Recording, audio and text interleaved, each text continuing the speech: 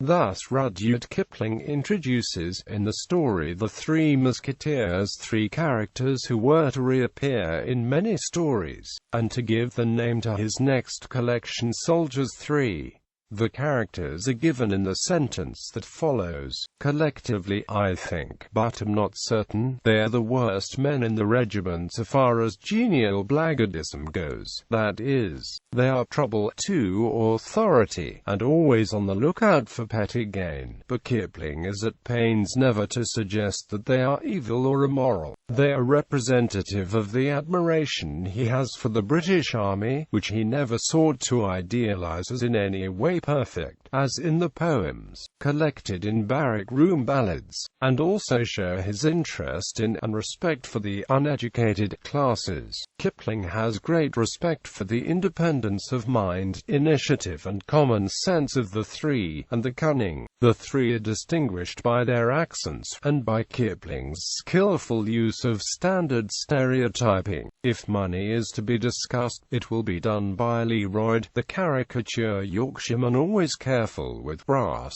Mulvaney, the Irishman, is the most talkative, and the Cockney Ortheris is the most streetwise. But each is much more than a caricature, a mere stereotype. That aspect of the construction is partly a question of the economy Kipling has to use in these short pieces, and partly an aspect of his presentation of himself as an ingenuous young reporter. Mulvaney. Private Terence Mulvaney is the leader of the three. He is an Irishman. His speech is distinguished by certain obvious dialect characteristics, even if the dialect is to some extent stage Irish. His T's and D's are often aspirated. The strength of his pronunciation of WH is often indicated by preceding it with F. His S is often followed by an H. The different quality of his vowels from the received pronunciation of his day is indicated by variant spellings. For example, thin I became a man, and the devil of a man I was 15 years ago. They called me Black Mulvaney in thim days, and begad I tuck a woman's eye. I did that. Ortheris, ye scrub. F. What are ye sniggering at? Do you misdoubt me? This shows not only the spelling of his speech, but indicates the articulate fluency with which he speaks, and also demonstrates, if read aloud, Kipling's feeling for the rhythms and swing of Irish English.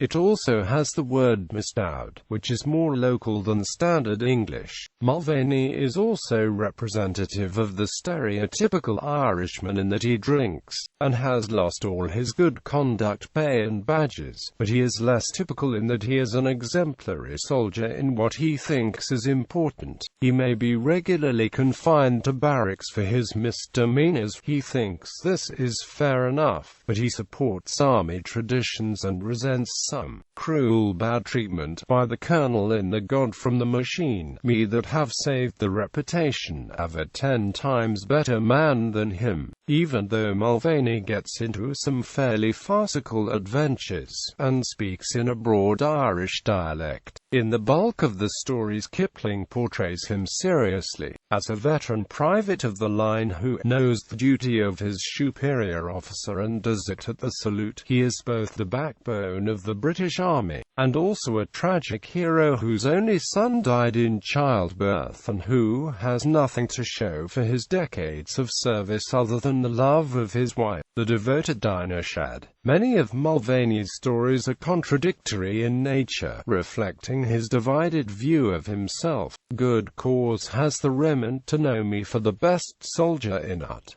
Better cause have I to know myself as the worst man. Quote, in a story like The Solid Muldoon, for example, Mulvaney begins by bragging of his success with women during his long-ago days as a fast-rising corporal in the regiment. Yet as the story continues, we see Mulvaney not only rejected by the beautiful and virtuous Annie Braggan, but forced to see himself as others see him, a shallow card driven solely by vanity and lust. The passing of time and the loss of youth are themes in a number of Mulvaney's narratives as well. In Blackjack, the story begins in the present, with an aging Mulvaney needlessly humiliated and punished with extra duty by callow, weak-willed Sergeant Mullins. After his punishment is over for the day, Mulvaney, still in a rage, leads his friends several miles off base, where he tells the story of how he once prevented the murder of the cruel and immoral Sergeant O'Hara. Mulvaney makes it clear that though he hated O'Hara, there was respect between them, such as is no longer possible with younger men like Mullins in command.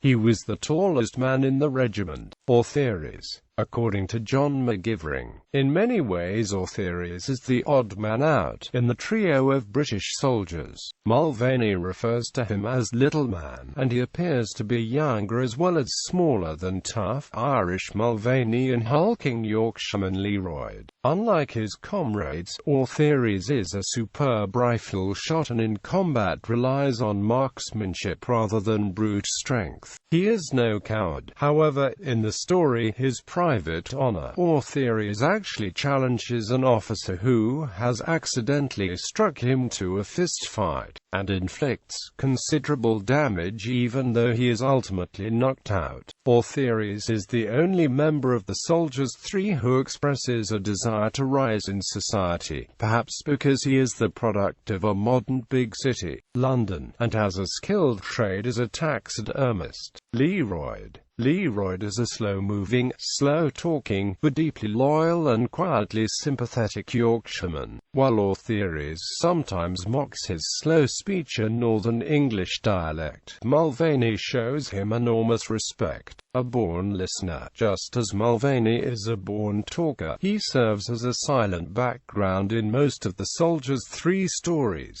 One of the most tragic and powerful stories in the Soldiers Three collection, however, on Greenhow Hill, details John Learoyd's past in memorable fashion and explains why he joined the army. The narrator. The narrator of the Soldiers Three stories is a young British reporter for a newspaper in India. He is never identified by name. Like Kipling, he prides himself on a profound knowledge of the British Army and the character of the common British soldier. He is also an unapologetic booster of the cause of the expanding British Empire, and he continually draws the reader's attention to the essential role of the military. More than that, the stories themselves are meant to drive home how difficult conditions are for common soldiers like Ortheris, Mulvaney, and Learoyd while serving in India. List of stories. In approximate chronological order, stories in which the three are only peripherally involved. In the matter of a private, involves Corporal Slane of the old regiment, who is about to marry Jane C. McKenna.